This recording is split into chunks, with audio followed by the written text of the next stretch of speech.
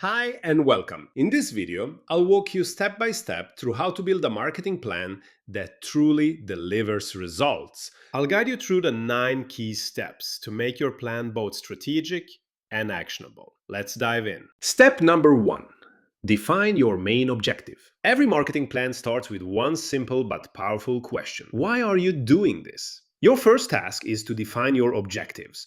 What do you want to achieve by investing time or money in communication? Most marketing goals fall into two categories: sell a product or service, or increase brand visibility. Simple, right? But here's the trick: the final goal, selling, is the result of many smaller steps: building awareness, trust, and education. Imagine you sell a gadget online. Of course, your goal is to sell it. But before that, you must make it known, explain its value, and convince someone it can make their life easier. Don't just define the final goal. Define the micro objectives that will lead you there. Step 2. Define your buyer persona. Once you know what you want, ask yourself, who are you talking to? Understanding your audience is everything. That's why we build a buyer persona, a semi fictional profile of your ideal customer based on real data. When doing so, include elements like age, gender, profession, location, but also interests, values, lifestyle. Then you could define behaviors, how they discover and buy your product. Very important is also to define the pain points. What are the blockers in buying your service or product? The clearer your persona, the more natural and targeted your communication becomes. You can't talk to everyone, but you can talk brilliantly to the right ones. Step number 3. Define your unique selling proposition, USP. Now that you know who your audience is, it's time to ask yourself a crucial question. Why should someone choose you? Your unique selling proposition, or USP, is the promise that makes you different, the clear and credible reason your brand exists, or the specific need you promise to solve. It's not about listing features or technical specs. It's about defining your reason to be chosen. For example, your USP could sound like this: hot, healthy meals delivered in under 20 minutes, or an immersive experience of music and nature away from the crowds. Or, if you work in retail, handmade clothing from natural, sustainable materials. Whatever your business is, your USP must always be clear, relevant, credible, and unique every single time you communicate. Step number 4. Define your core message and tone of voice. Now that you know what makes you unique, let's decide how to tell it. Your message is the core idea you want people to remember, and your tone of voice is the personality of that message: friendly, expert, inspiring, ironic. If your audience is young, speak directly and simply. If it's professional, be concrete and authoritative. Consistency is key. Your tone should be recognizable everywhere: on your website, social media, newsletters, and even in customer support. Step 5. Choose your communication channels. Where will you communicate all this? Not every channel works for every audience, so ask yourself, where does my buyer persona spend their time?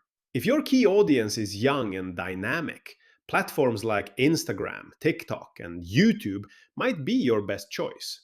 If instead you want to engage with a more professional audience, LinkedIn, blogs, or targeted newsletters could work better. And if your business is mainly local, a restaurant, a gym, a yoga studio, then collaborations with local influencers, PR, or nearby businesses already known in the community might be more effective. Each channel, beyond reaching different audiences, serves a specific role.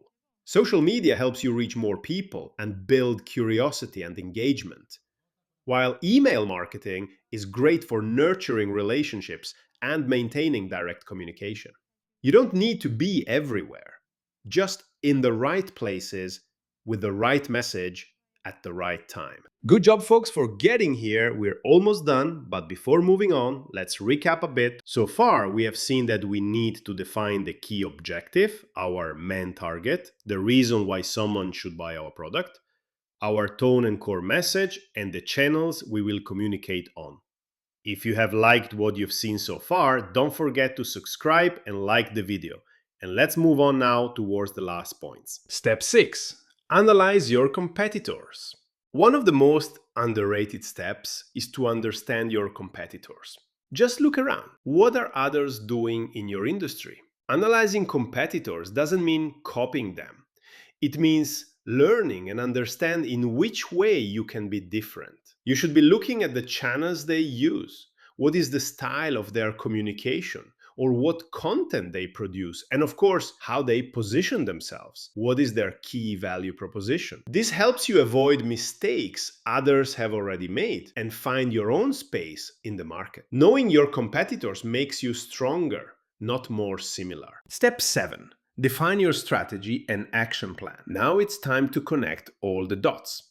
You already have your goals, your audience, your unique selling point, your channels, and your market insight. Now you need a plan. Ask yourself, what will we do? When will we do it? On which channels? With which tools? And who will do it? A content calendar keeps execution consistent and clear. Even the best idea means nothing if it's not executed. Strategy turns ideas into actions, and actions into results. Step 8. Define budget and resources. Before you start, stop and ask, what resources do I really have? Budget isn't just about money.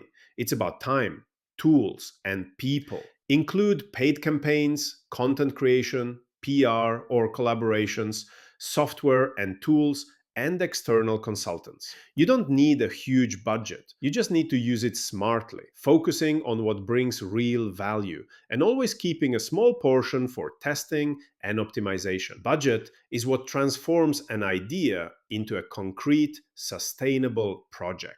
Step 9. Monitor and measure results. Last but maybe most important, measure everything. A marketing plan without data is like sailing without a compass. To know if you're moving in the right direction, define your key performance indicators: website or social traffic, conversion rate, engagement, ROI, and cost per acquisition. These numbers show what works and what doesn't. Don't fear the data. It's your best guide. A strong marketing plan is never static. It evolves with your audience and your market. Analyze, learn, improve, repeat. That's how your plan becomes a growth engine, not just a document.